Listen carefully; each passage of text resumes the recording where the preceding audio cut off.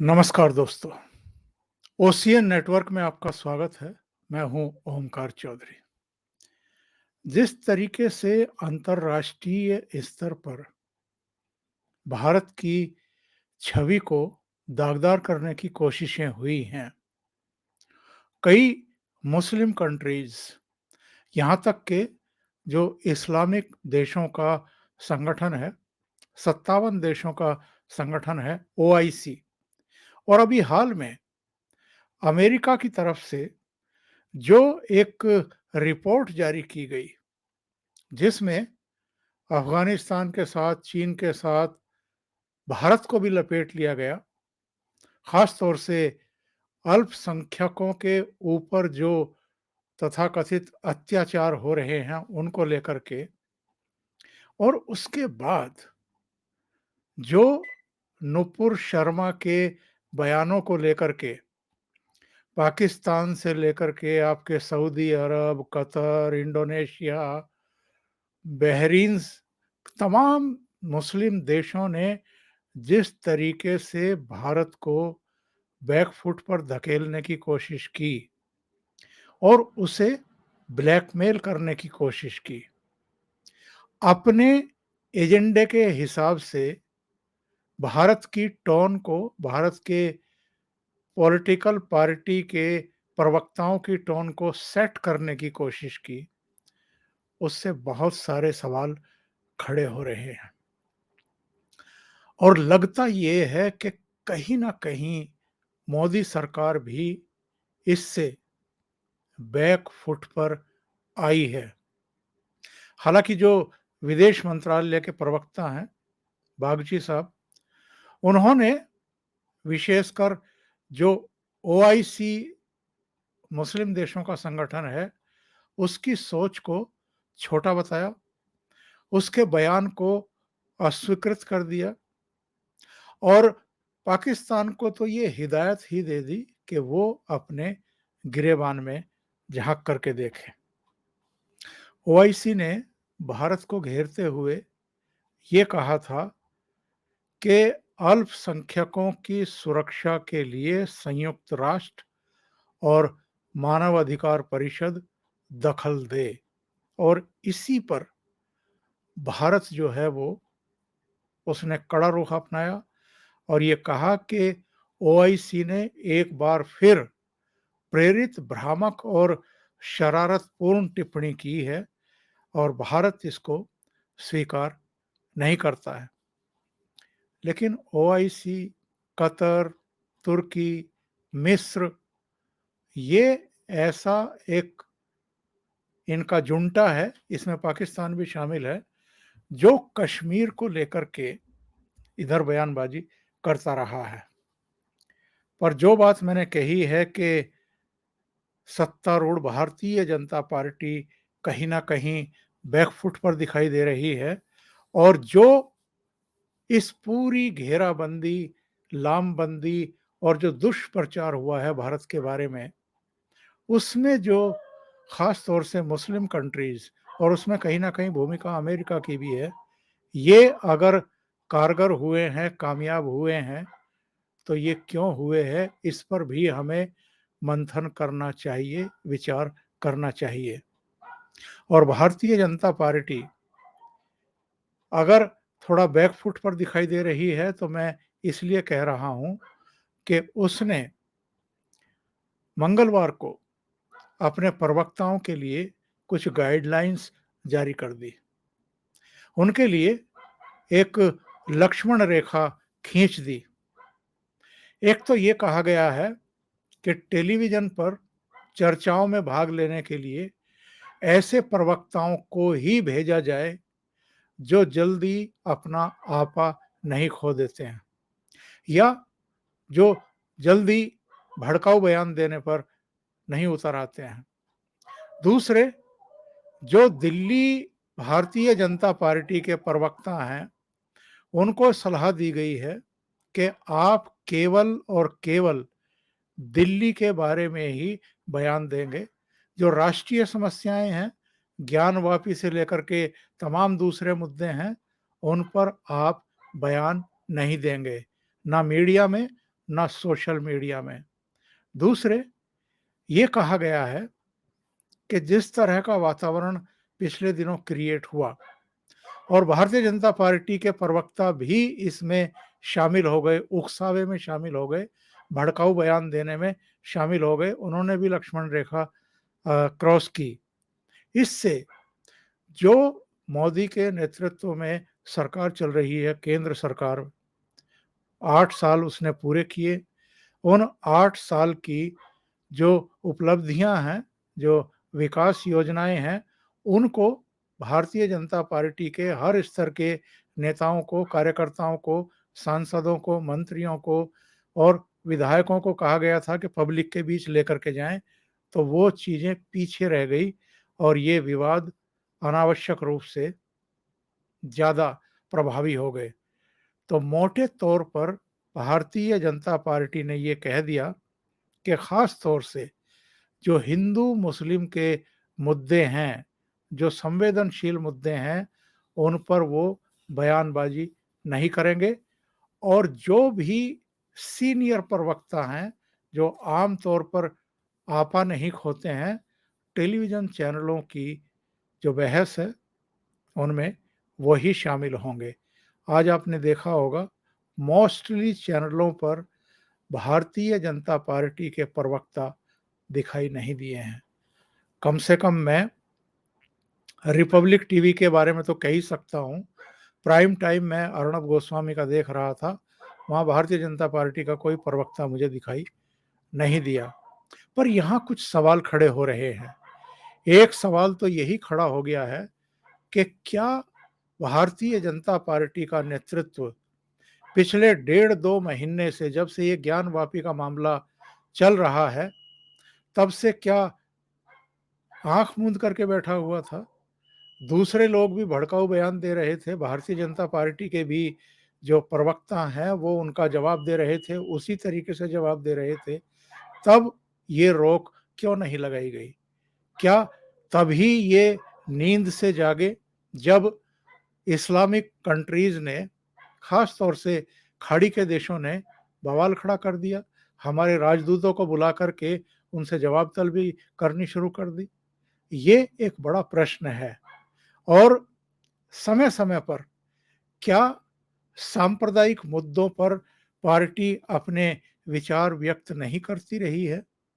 और क्या रणनीतिक तौर पर भी जब जब चुनाव आते हैं तब कुछ मुद्दों को हवा नहीं दी जाती है?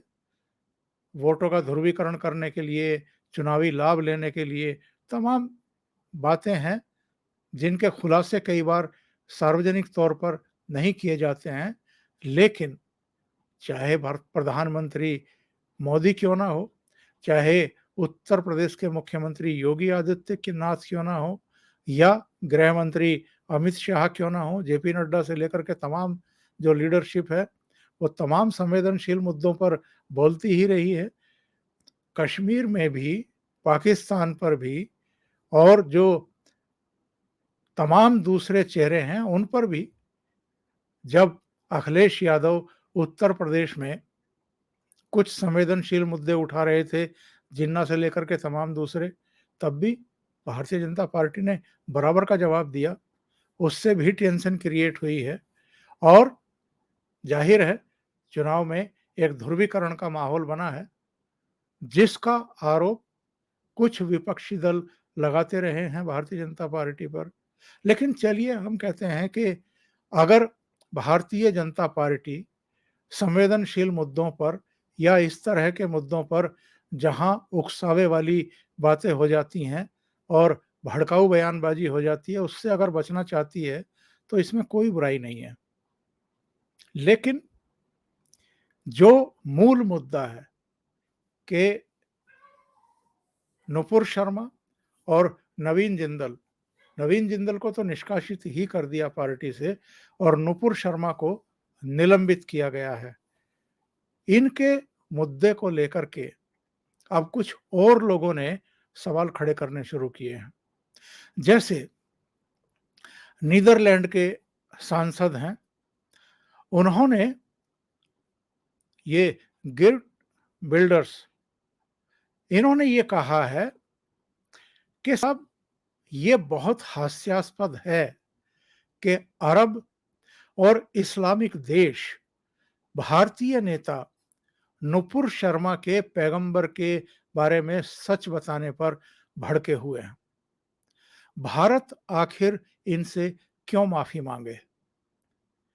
इन्होंने सलाह दी भारतीयों को और इनडायरेक्ट वे में तो भारतीय जनता पार्टी को कि वो नुपुर शर्मा का बचाव करे। उन्होंने कहा कि तुष्टीकरण कभी काम नहीं करता, ये चीजों को और ज्यादा खराब कर देता है। इसलिए भारत के मेरे मित्रों, आप मुस्लिम देशों की धमकी में ना आए, आजादी के लिए खड़े हों और अपनी नेता नुपुर शर्मा के बचाव में गर्व महसूस करें। और ये उन्होंने ये भी बताया कि उनको भी धमकियां मिल रही हैं कि आप ऐसा क्यों कह रहे हैं, लेकिन उन्होंने कहा कि मैं इस तरह की धमकियों से नहीं डरता। खास तौर से पाकिस्तान का और तुर्की का उन्होंने जिक्र किया कि वहां से उनको सच बोलने की वजह से धमकियां मिल रही हैं। एक और चेहरा नुपुर शर्मा के बचाव में और पक्ष में खड़ा हुआ है। गुजरात के पूर्व पुलिस अफसर डीजी बंजारा, और आपको पता है कि ये एटीएस के प्रमुख रहे हैं। उनको गिरफ्तार कराया गया था कि फर्जी मुठभेड़ की गई है और बाद में वो उससे बरी हुए थे। उनका कहना ये है कि नुपुर शर्मा का बयान ऐतिहासिक और धार्मिक रूप से सच है, इसलिए इस पर किसी भी तरह की कानूनी या राजनीतिक कार्रवाई नहीं हो सकती, वो भी ऐसे वक्त जब जिहादी उसे मौत और बलात्कार की धमकियां दे रहे हैं। उन्होंने कहा कि ये कायरतापूर्ण कारनामा है और भारत के सम्मान की रक्षा के लिए सभी हिंदुओं को उनका साथ देना चाहिए। तारिक फतेह, जाने माने लेखक और टीवी के जाने पहचाने चेहरे, वो भी नूपुर के पक्ष में आए हैं और उन्होंने कहा कि ये जो इस्लामिक जिहादी नूपुर को धमकी दे रहे हैं, पुलिस को नूपुर को, उनके परिवार को पूरी सुरक्षा देनी चाहिए। दूसरे, उन्होंने ये भी कहा कि लोग हिंदुओं के देवी देवताओं का मजाक उड़ाते हैं, उस पर कोई नहीं बोलता, लेकिन नूपुर ने कुछ बोल दिया तो उसके लिए इतना बखेड़ा खड़ा कर दिया गया। उन्होंने कहा कि नाइजीरिया में एक मुसलमान ने चर्च में लोगों को मार डाला और किसी की हिम्मत नहीं हुई कि वो इस बात को उठा सके। और ये अकेले तीन चेहरे नहीं हैं। जानी मानी फिल्म अभिनेत्री कंगना रनौत का एक बयान आया है और उन्होंने कहा है कि नूपुर को अपनी बात सबके सामने रखने का पूरा हक है, लेकिन इसके लिए उनको धमकियां मिल रही हैं, जान से मारने की, बलात्कार की। सबने उन्हें अपना टारगेट बना लिया है। जब हिंदू भगवानों का अपमान किया जाता है तो हम न्याय के लिए कोर्ट का दरवाजा खटखटाते हैं और ये सबके लिए होना चाहिए। अपने आप को डॉन समझने की कोशिश ना करें। और जाहिर है उनका इशारा मुस्लिम कंट्रीज की तरफ है। उन्होंने आगे लिखा है कि ये अफगानिस्तान नहीं, भारत है। यहाँ सब कुछ एकदम सिस्टम के साथ होता है। यहाँ एक अच्छी सरकार है जिसे लोकतंत्र की प्रक्रिया के तहत चुना गया है और ये बातें उन लोगों के लिए है जो इस बात को शायद भूल गए हैं। तो चार ऐसे चेहरे, एक नीदरलैंड के मेंबर ऑफ पार्लियामेंट, एक तारिक फतेह, एक गुजरात पुलिस के पूर्व अफसर बंजारा और एक कंगना रनौत, इन सब ने नुपुर शर्मा का बचाव किया है और एक तरीके से डायरेक्ट इनडायरेक्ट वे में भारतीय जनता पार्टी को भी नसीहत दी है कि जिस समय आपको नुपुर के साथ खड़े होना चाहिए था, उस समय आप उसको निलंबित कर रहे हैं, शायद किसी को खुश करने के लिए। एक दो खबरें और हैं, वो भी मैं आखिर में बता देता हूं। एक तो ज्ञानवापी सर्वे का आदेश देने वाले जज जो एसीजेएम हैं, रवि कुमार, उनको मंगलवार को एक धमकी भरा पत्र मिला और इसके बाद उन्होंने जिला प्रशासन को इसकी जानकारी दी है। उनकी सुरक्षा में फोर्स लगाई गई है। दूसरे, अलकायदा ने एक चिट्ठी जारी की है और ये बहुत खतरनाक है।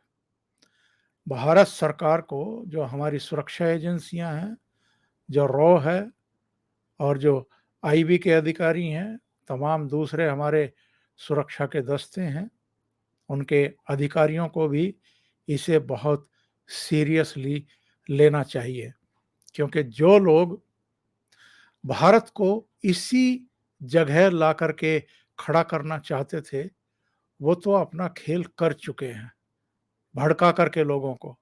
और ये भड़काने में विदेशी ताकतें भी हैं, हमारे देश के भीतर बैठे हुए सियासतदां भी हैं, जो विदेशों में जाकर के बहुत गलत सलत बयानबाजी करते हैं और भारत के खिलाफ माहौल बनाने की कोशिश कर रहे हैं, क्योंकि लोगों ने तो इन लोगों को ठुकरा दिया है।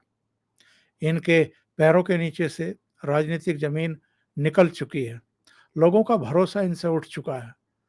तो इनको लगता है कि अगर हमें शासन करने का मौका नहीं दे रही है पब्लिक, तो जिनको दे रही है उनको भी हम आराम से सत्ता नहीं चलाने देंगे,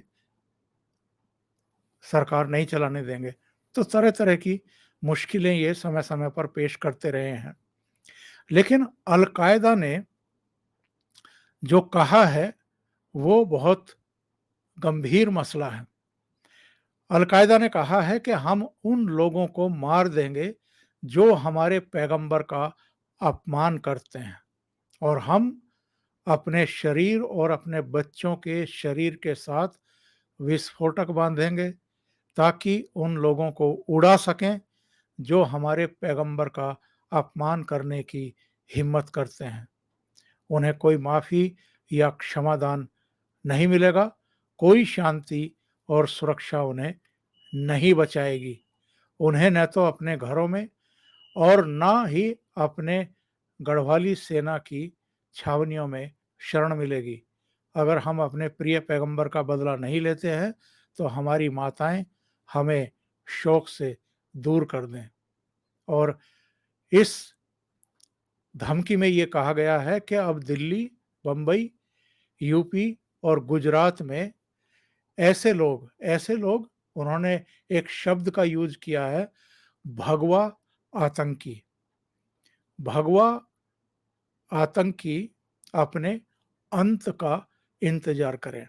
और जरा सोचिए, ये भगवा आतंकी शब्द भी किसने दिया था? ये कांग्रेस की देन है। अब अलकायदा जैसे संगठन भगवा आतंकवादी शब्द का प्रयोग कर रहे हैं। अभी के लिए इतना ही। बहुत बहुत धन्यवाद। अगर आपको ये चैनल और इसके कंटेंट पसंद आ रहे हैं तो लाइक करें, कमेंट करें, वीडियो को शेयर भी करें। अभी तक अगर आपने ये चैनल सब्सक्राइब नहीं किया है या इसको ज्वाइन नहीं किया है तो आप निःशुल्क सब्सक्राइब कर सकते हैं, मामूली शुल्क देकर के ज्वाइन कर सकते हैं। साथ में लगे बेल आइकॉन को दबाना ना भूलें ताकि आगे आने वाले वीडियो और उनके नोटिफिकेशन आप तक पहुंचते रहें। बहुत बहुत धन्यवाद। नमस्कार।